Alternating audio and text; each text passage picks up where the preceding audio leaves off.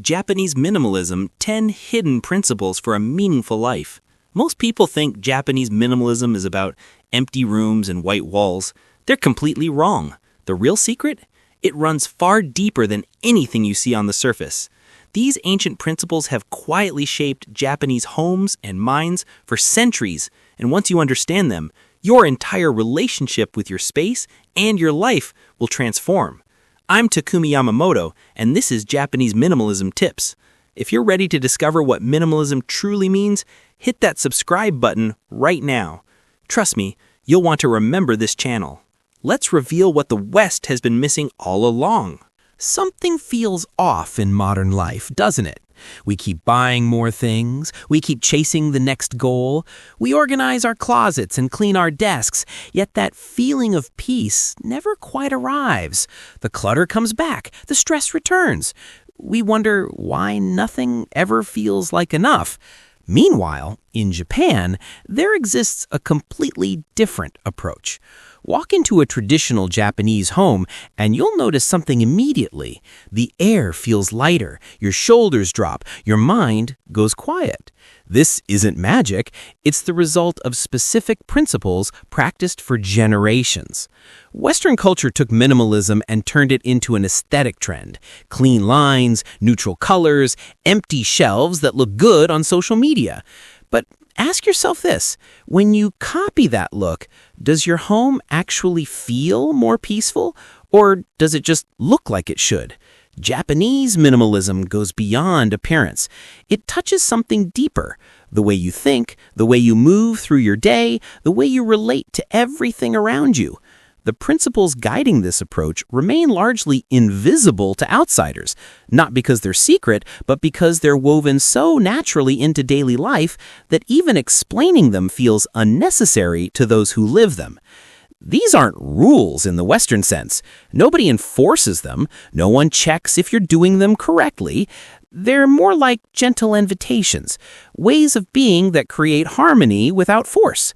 And the beautiful thing, you can bring them into your own life, regardless of where you live or what your home looks like right now. Before we go further, do me a favor. Click that like button if you're finding this interesting. It helps more people discover these ideas. And drop a comment telling me which aspect of minimalism confuses you most. I read every single one and often make videos based on your questions. Let's explore these 10 hidden principles one by one. Each will challenge something you thought you knew. Each will offer a different lens for seeing your space and your life. Principle 1. Create space for silence. Western homes fill with sound constantly. Music plays in the background. Television runs in another room. Phones buzz with notifications. Even when we're alone, we avoid silence like it's something uncomfortable, something that needs fixing. Japanese culture views silence differently. Silence isn't empty, it's full of presence, full of awareness, full of life itself. Think about the difference between a room that's quiet because nothing's happening and a room that's quiet because everything has settled into its proper place. That second kind of quiet, that's what Japanese minimalism creates. Traditional Japanese rooms demonstrate this perfectly.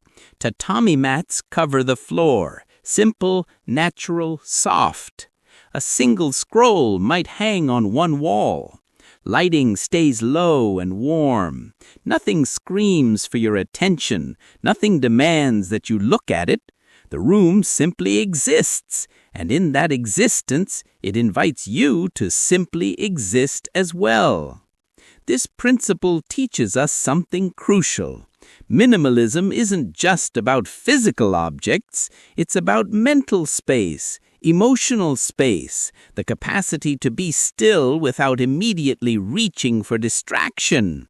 When you honor silence instead of fearing it, remarkable things begin to happen.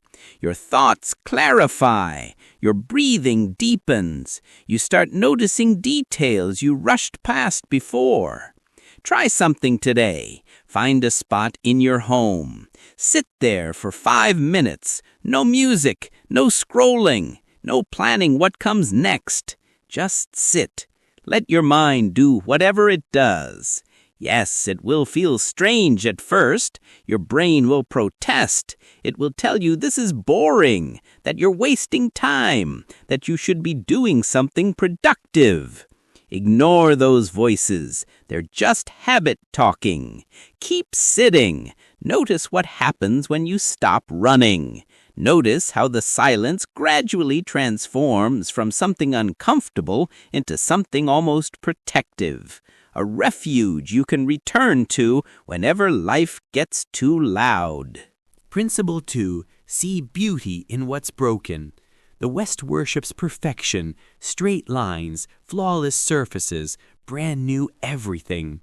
We see a crack and we see failure. We notice wear and we think replacement. Our entire consumer economy depends on this mindset, the belief that broken means worthless. Japan offers a radically different perspective through wabi-sabi, a philosophy that finds beauty in imperfection, impermanence, and incompleteness. That cracked teacup, it tells a story. That weathered wooden table, it carries history. The way sunlight falls unevenly across your floor, that's not a flaw, it's character. This principle invites you to shift how you look at everything you own. That cushion that's faded from years of use, it holds comfort you can't buy. That bowl with the chipped edge, it served you countless meals. These objects aren't losing value as they age. They're gaining depth. They're becoming more themselves. Instead of constantly replacing what shows its age, Japanese culture often chooses to restore, repair, and continue using items with care. This choice comes from respect, not from lack of options. It comes from understanding that new isn't automatically better, and perfect isn't automatically beautiful. Look around your space right now. Find one item you've thought about throwing away simply because it's old or damaged. Before you discard it, pause. Really look at it. Can you see it differently? Can you appreciate what it is, not despite its wear, but because of it? That tiny shift in perspective, that's wabi-sabi beginning to take root in your mind. The same principle extends beyond objects. Your home doesn't need to look perfect. Your life doesn't need to run flawlessly. The messy parts, the imperfect moments, the things that didn't go as planned, these aren't failures to hide. They're threads in the larger fabric of your real human existence. Principle 3. Build around movement, not appearance. Walk into most Western homes and you'll notice something interesting. Rooms designed to impress visitors more than serve the people living there. Furniture arranged to look good from the doorway. Decorations chosen because they're trendy. The whole space functions like a stage set, pretty but not particularly comfortable. Japanese homes follow a completely different logic. Every space gets designed with the flow of daily life in mind. How do you move through this room? What do you actually do here? What makes life easier versus what just looks nice? These questions guide every decision. Instead of cramming furniture into every corner, Japanese design often leaves significant portions of a room completely empty. This isn't because something's missing. Space itself has value. It gives your body room to move freely. It gives your eyes a place to rest. It gives your mind permission to breathe. The layout of a Japanese room responds to how people use it. A cushion might serve multiple purposes: seating, meditation support, or simply storage when not needed. A low table can be cleared in seconds, transforming the entire space. Nothing stays fixed. Everything adapts. This flexibility doesn't happen by accident. It's designed in from the beginning. This principle challenges a deeply Western habit, the urge to create permanent arrangements. We buy a couch, and it sits in the same spot for years. We hang art and never move it. We organize our homes once and then maintain that organization like law. But what if your space could evolve with your needs? What if your home supported change instead of resisting it? When your space allows for movement, both physical and mental, you start feeling more adaptable too. The stress of maintaining a perfect appearance fades. In its place comes something lighter, more natural. You begin experiencing your home not as a display you maintain for others, but as a living environment that serves you. Try this. Identify one area of your home that looks nice but doesn't actually work well. Maybe a coffee table that constantly gets in the way. Maybe decorations that collect dust but add no real joy. What would happen if you removed or rearranged these things based purely on how you live, not how you think things should look? Principle 4. Bring the outside in. Most Western homes treat nature like something separate. We build walls to keep the outside out. We control temperature, block weather, seal ourselves away from the natural world. Nature becomes something we visit occasionally, not something we live with. Japanese minimalism takes the opposite approach. It intentionally creates dialogue between inside and outside. The soft grain of untreated wood, the shifting shadows as sunlight moves across walls, a small plant placed with care, seasonal flowers arranged simply. These aren't just decorative choices, they're reminders that life flows, changes, and continues. Natural materials play a central role in Japanese design. Wood stays unpainted, showing its true texture. Paper screens filter light rather than block it completely. Stone, bamboo, cotton, materials that come from the earth and eventually return to it. These elements don't just look natural, they feel different. They connect you to something older and bigger than yourself. Even in the middle of busy cities, Japanese homes find ways to maintain this connection.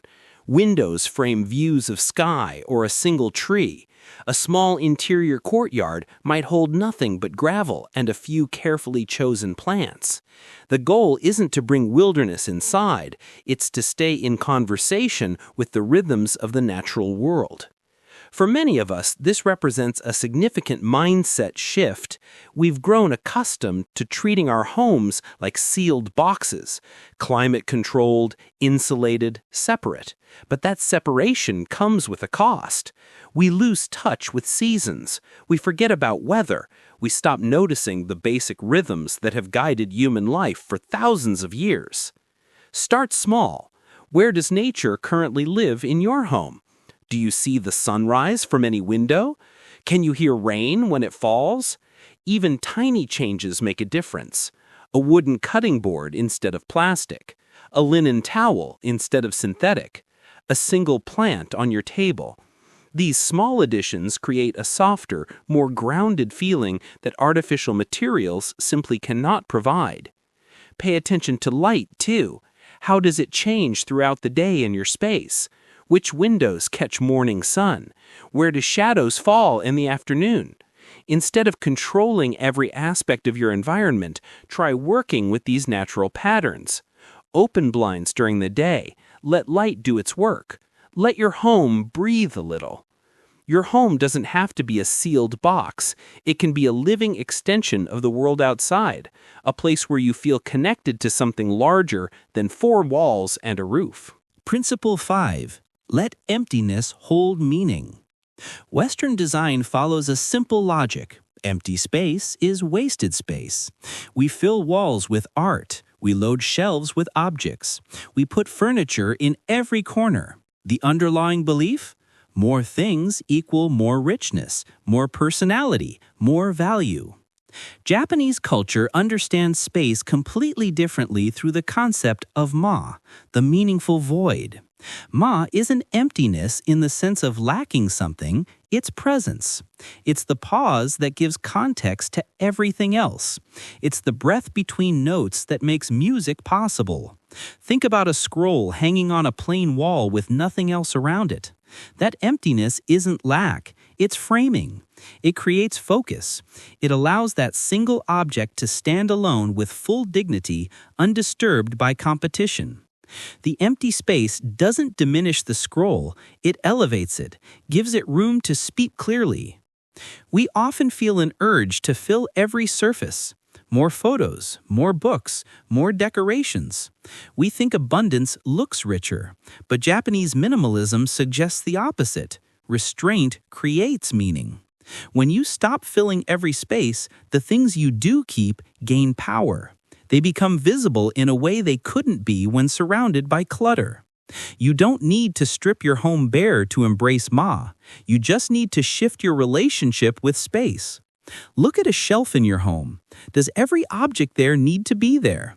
What would happen if you removed half of them? Would the remaining pieces suddenly become more visible, more appreciated? Try this experiment. Clear one shelf completely. Leave only a single object on it, something you genuinely love. Then step back and notice how the energy shifts. Suddenly, that object has presence. It commands attention. It holds space in a way it couldn't before. This principle extends beyond physical objects into time itself. Don't just declutter your shelves, declutter your calendar. The same way space allows a cup to hold tea, pauses in your schedule allow your mind to reset. You don't need to rush from task to task, meeting to meeting, obligation to obligation. Create moments where nothing is scheduled. Just sit with empty time. Let yourself simply be. That space, both physical and temporal, will restore you in ways that constant productivity never can. Principle 6. Let light shape your space. Most Western homes approach lighting with a single goal: maximum brightness everywhere. We install overhead fixtures that flood rooms with harsh, even light. We eliminate shadows like they're problems to solve. Everything stays visible, bright, uniform. Japanese minimalism treats light as an art form. In traditional homes, lighting comes softly, indirectly, often from natural sources. Shoji screens diffuse sunlight, transforming it into a gentle glow that fills rooms without glaring. Lamps sit low to the ground. Shadows aren't mistakes, they're textures that add mood, warmth, dimension. This principle recognizes something important. Too much uniform lighting flattens a space. It overstimulates your senses. It removes mystery and variation. Japanese design invites a slower, more intimate relationship with light. The goal isn't to make everything as bright as possible. The goal is to create atmosphere, to shape how a space feels rather than just how it looks. Light becomes a companion to stillness, a quiet collaborator that helps you settle into yourself. During the day, natural light does most of the work. Windows bring in sunshine without forcing it. In the evening, softer artificial lighting creates pools of warmth rather than flooding everything equally. You can bring this principle into your own life with simple adjustments. Replace harsh white bulbs with warmer tones. Install dimmers if possible. During the day, open your blinds and let daylight lead. In the evening, choose lamps that create intimate spaces rather than illuminate everything. The goal isn't darkness, it isn't reducing visibility, it's enhancing presence. When you shape light thoughtfully, your space transforms. It stops being just a room and becomes an environment, one that responds to different times of day, different moods, different needs. Notice how you feel under different kinds of light. Bright fluorescent lights in offices versus the warm glow of evening lamps. The soft light of early morning versus the harsh brightness of midday. Your body and mind respond to these variations, whether you consciously notice or not. Japanese minimalism simply makes this response intentional rather than accidental. Principle 7. Honor what you already have. Western consumer culture teaches a simple message. When something breaks, replace it. When something gets old, upgrade. Objects exist as temporary tools we use until better versions arrive. We develop almost no relationship with our possessions beyond their immediate function. Japanese minimalism offers a radically different perspective. Ownership isn't an ending, it's the beginning of a relationship. The objects in your life aren't just things, they're part of your personal world. They deserve care, attention, respect. This is why repair holds such an honored place in Japanese culture. Consider Kintsugi, the art of mending broken pottery with gold. When a bowl cracks, instead of throwing it away or hiding the damage, the crack gets filled with lacquer mixed with gold powder. The repair becomes visible, celebrated. The object emerges more beautiful than before, not despite being broken, but because of it. This philosophy extends to everything. Knives get sharpened after each use. Shoes are placed neatly at the entrance. Clothes are folded with intention. Every object receives care appropriate to its role in your life. This practice comes from gratitude, not just function. It's a recognition that these things serve you and deserve respect in return. When you care deeply for what you already own, something remarkable happens. You naturally need less. What you have feels complete, sufficient, worthy of continuing. The endless cycle of wanting more begins to slow down. You stop looking outward for the next purchase and start looking inward at what's already present. Find something in your home that you've neglected, maybe a bag that needs cleaning, maybe a tool that needs sharpening, maybe a corner that needs attention. Instead of ignoring it or planning to replace it, give it care. Polish it, repair it, appreciate it properly. In that simple act, you begin understanding what Japanese minimalism truly values. Not just objects themselves, but the respect and presence you bring to them. The relationship you build with your possessions changes how you feel about everything you own. Principle 8. Turn actions into rituals. Western life runs on routines, mechanical sequences we perform without much thought. Brush teeth, make coffee, check email. These actions happen automatically, efficiently, but with little awareness or meaning. We move through our days on autopilot, completing tasks without truly experiencing them. Japanese culture transforms daily actions into rituals. The difference? Presence. Making tea isn't just making tea. It's a process, a moment, a deliberate pause. The way you fold clothes, the way you serve food, the way you enter a room. These small acts receive attention that elevates them from mundane to meaningful. Minimalism in Japan isn't just visual, it's experiential. It's about how you move through life, how you engage with simple tasks, how you bring awareness to everyday moments. This approach adds richness and rhythm to daily existence in a way that efficiency alone never could. Western culture prizes speed. We celebrate people who get things done quickly. We multitask constantly. We feel guilty when we're not being productive. But Japanese philosophy teaches something different. Slowness isn't weakness. It's a form of respect to your body, to your time, to the moment itself. Think about one part of your day that feels rushed. Maybe how you eat breakfast. Maybe how you get dressed. Maybe how you transition between work and home. What would happen if you slowed that action down by just 20%? Could that rushed task become a grounding ritual instead of a blur? The goal isn't to become rigid or overly ceremonial. You're not performing for anyone. You're simply bringing more presence to what you're already doing. When you transform routines into rituals, your day becomes filled with texture. You feel more anchored, less scattered. Time stops feeling like something you race against and starts feeling like something you move through with grace. This emotional clarity feeds directly into your physical environment. How you move through life reflects in how you shape your space.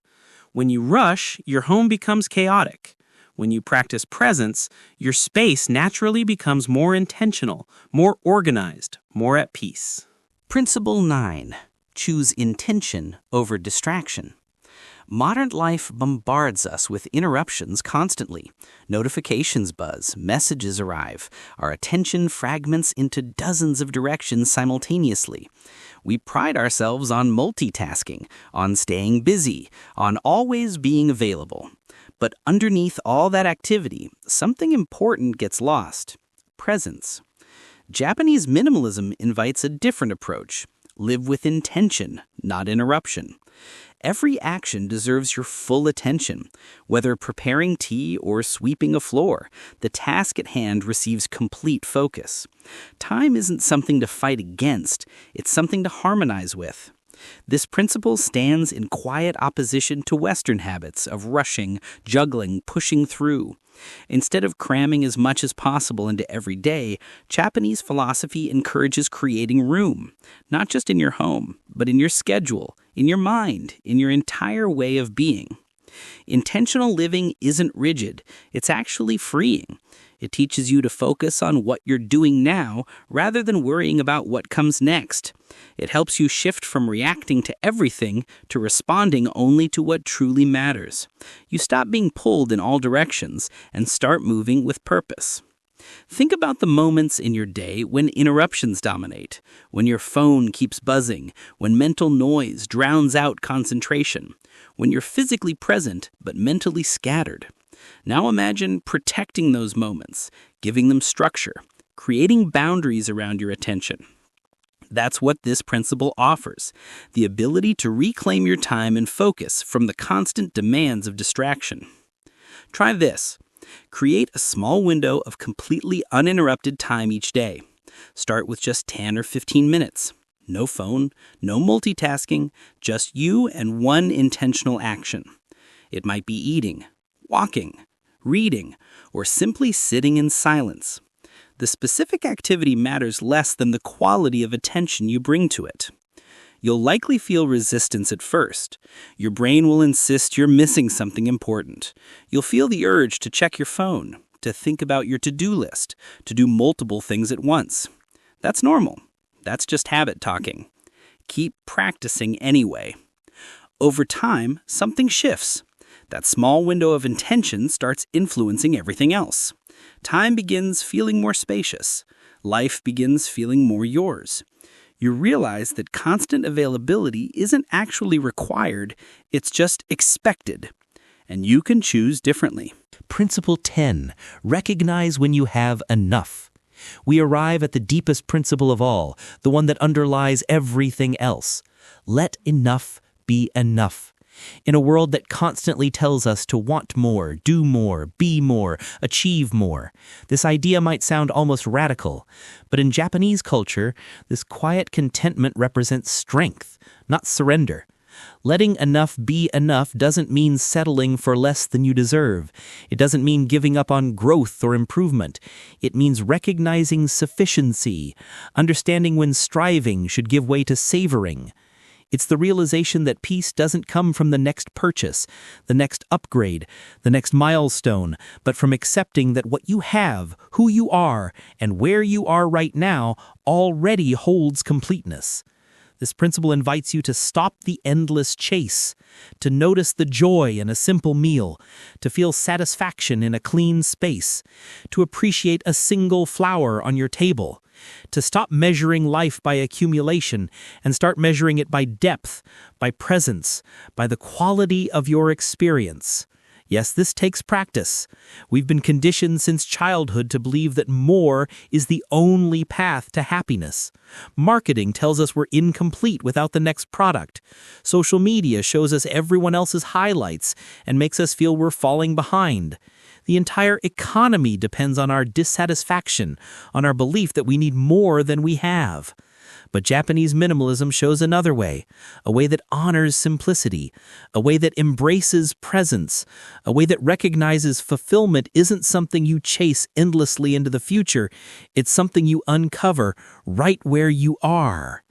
Ask yourself gently, what would it feel like to live without always needing more? What would it look like if you paused long enough to see that right now, in this very moment, you already have enough? Not perfect, not complete in some absolute sense, but enough for now, sufficient for this day, this hour, this breath. When you begin recognizing enough, everything changes. You stop shopping out of boredom or anxiety. You stop comparing your life to others. You stop feeling like you're always behind, always lacking, always insufficient. A deep calm settles in, the kind that comes from accepting rather than constantly reaching. These 10 principles shape more than just physical spaces. They shape entire lives. They're quiet and subtle, easily overlooked by eyes trained to notice only what's obvious. But once you recognize them, they begin shifting how you see everything: your home, your possessions, your time, yourself. These aren't restrictions meant to limit you, they're gentle invitations toward a more mindful existence, one that prioritizes meaning over excess, intention over impulse, depth over surface. Even if some of these ideas feel unfamiliar at first, remember that minimalism isn't about achieving perfection, it's about developing awareness. The smallest changes create powerful shifts over time: pausing before you buy something, choosing silence over background noise, caring for what you already own. These simple practices accumulate, gradually transforming your relationship with everything around you.